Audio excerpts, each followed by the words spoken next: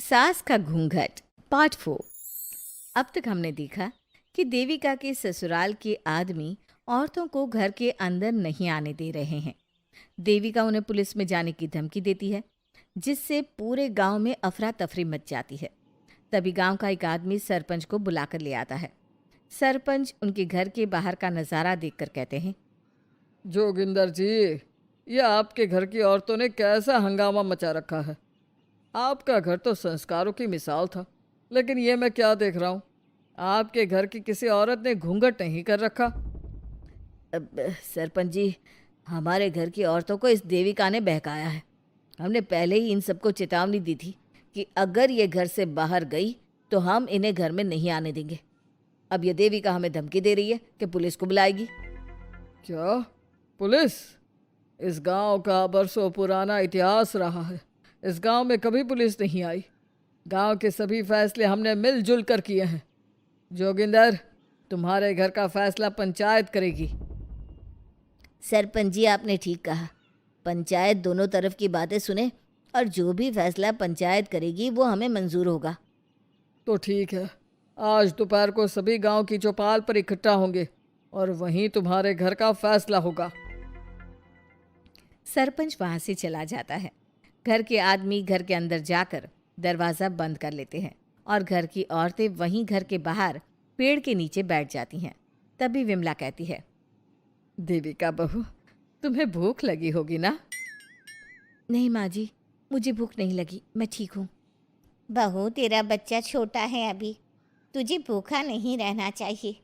वेदा, सुजाता, जाओ पास में जो पंडित जी का बाग है ना, वहाँ से कुछ फल तोड़ लाओ। वीना और सुजाता पास के बगीचे से खूब सारे फल तोड़ कर ले आती हैं। सभी औरतें फल खाती हैं। तभी देविका कहती है, आप सब घर से बाहर निकली, घूंघट उतार दिया तो इन मर्दों की इज्जत चली गई, लेकिन हम सब घर के बाहर भूखे प्यासे बैठे हैं। इस बात पर इन अहंकारी मर्दों को शर्म क्यों नहीं आ रही? हाँ देविका, तुम ठीक कह रही हो। अगर हम मर भी जाए ना, तब भी इन मर्दों के लिए इनके बनाए गए नियम कानून ही अहम रहेंगे, हम नहीं। सुजाता भाभी, मुझे तो सबसे ज़्यादा सचिन पर गुस्सा आ रहा है। उसने मुझसे लव मैरिज की थी, क्या क्या वादे किए थे कि मेरा साथ कभी नहीं छोड़ेगा, और आज उसने मेरा साथ छोड़ दिया। अपने बच्चे को एक बार भी नहीं देखा उसने। देविका, वो शुरू से ही ना डरपोक रहा है, लेकिन इन सारी बातों को छोड़ो। मुझे तो इस बात की चिंता हो रही है कि पंचायत में न जाने क्या फैसला होगा। पता नहीं वो इंसाफ करेंगे भी या नहीं। वीना दीदी, आपको अभी भी पंचायत से इंसाफ मिलने की उम्मीद है? अगर इस गांव की पंचायत में सच में इंसाफ करने की भावना होती तो सरपंच जी अभी हमें घर के अंदर जाने देते। देखा नहीं कितना जहर उगल कर गए हैं हमारे खिलाफ। तो बहू, अब हम क्या करेंगे? पंचायत तो हमारे खिलाफ ही फैसला सुनाएगी। पहले तो हम अपनी सारी बातें रखेंगे। अगर ये लोग नहीं माने तो आपको वही करना होगा जो मैं कहूँगी। लेकिन एक बात आप याद रखना, किसी भी सूरत में हम झुकेंगे नहीं, क्योंकि हम सही हैं। देविका सभी औरतों को समझा रही थी। तभी वहाँ एक गांव वाला आता है। आप सभी को पंचायत में बुलाया है। उस गांव वाले की बात सुनकर सभी औरतें पंचायत में पहुंचती हैं। वो देखती हैं कि उस पंचायत में सारा गांव इकट्ठा हो गया है। बहुत सारी औरतें लंबे लंबे घूंघट करके वहां आई हुई हैं। तभी पंचायत की कार्यवाही शुरू की गई और घर के आदमियों से पूछा गया कि वो घर की औरतों को घर में क्यों नहीं रखना चाहते।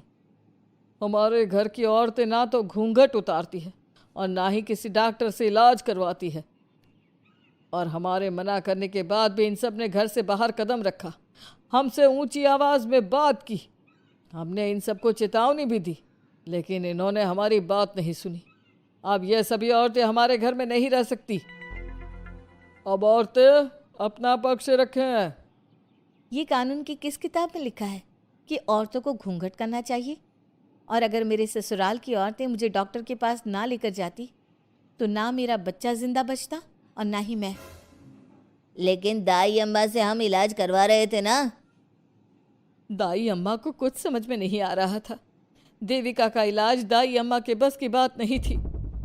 काफ़ी देर तक दोनों पक्षों में बहस चलती रही। दोनों एक दूसरे पर आरोप प्रत्यारोप लगाते रहे, लेकिन दोनों पक्षों की बात सुनने के बाद पंचायत ने जो फैसला लिया उसके लिए तो देविका पहले से ही तैयार थी। दोनों पक्षों की बात सुनने के बाद पंचायत ने यह फैसला किया है कि सारी गलती महिलाओं की है। अगर वो अपने अपने पतियों से माफ़ी मांग लेती है और वादा करती है कि भविष्य में कभी ऐसी गलती नहीं दोहराएंगी, तो वो घर के अंदर प्रवेश कर सकती हैं। हमें पंचायत का फैसला मंजूर नहीं है। हमने कोई गलती नहीं की जो हम माफ़ी मांगे। और किस बात का वादा करें हम?